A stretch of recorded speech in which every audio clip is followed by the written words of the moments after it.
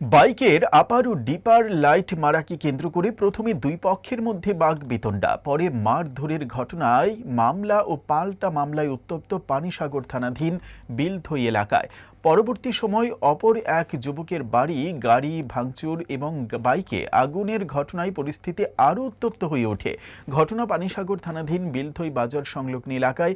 ঘটনার বিবরণে অগ্নিসংযোগে আক্রান্ত যুবক দেবব্রত দাস গত সোমবার রাতে বাড়ি ফেরার পথে তিলথই এলাকার তিন অপরিচিত যুবকের সাথে বাকবিতণ্ডা শুরু হয়। পরে উত্তেজিত হয়ে দুই পক্ষের মধ্যে চরম মারপিটের ঘটনা ঘটে।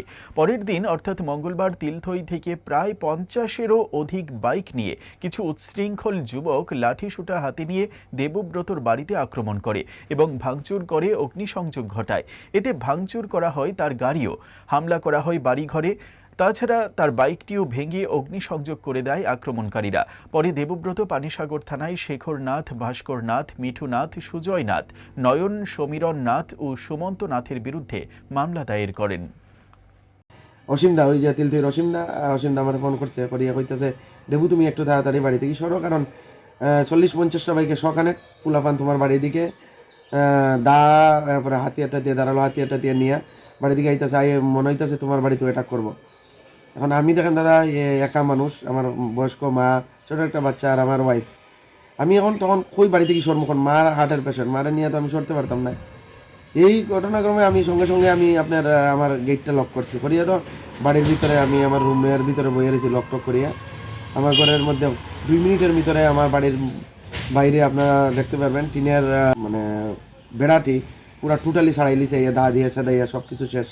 বাড়ির ভিতরে গেট ভাঙিয়া ঢুকিয়ে আমার বাইক আসিল, বাইকের মধ্যে প্রথম বাড়িটা দিছে। এরপরে তো ক্যামেরা সব আছে ধরা পড়ছে, পুরা বাইক শেষ, বাইকের মধ্যে আগুন দিছে, গাড়ির হেড গ্লাস থেকে ধরিয়া পুরা গাড়ি ভাঙছে।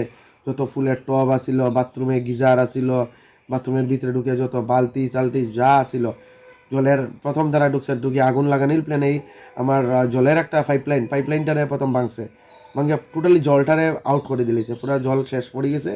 এরপরে আপনার আগুন দিতেছে, একটা ছেলে বই ওই আগুন দিছে, পেট্রোল বাইক থেকে পেট্রোল বাইর করছে, পাশে গাড়িও আছিল, গাড়ির মধ্যে আগুন দেওয়ার চেষ্টা করছে, এটা তো আসেই দেখতে পারবেন আপনারা।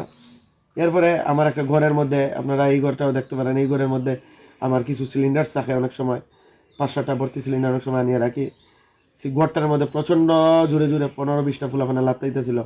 যদি দাদা এই ঘরটা ভাঙতো, তাহলে সিলিন্ডারের মধ্যে আগুন দিলে তো আমার তো বাড়িতে আইছিলই তারা গণহত্যা করার লাগে, আমার মা, আমি, আমার বাচ্চা বউ সবরে মারিয়া লইলে প্রথম অবস্থায়। আশেপাশের যে বাড়িগুলা যদি সিলিন্ডারগুলো ফুটতো, তাইলে আরও 2-3টা বাড়ির মানুষও শেষ হয়ে গেল।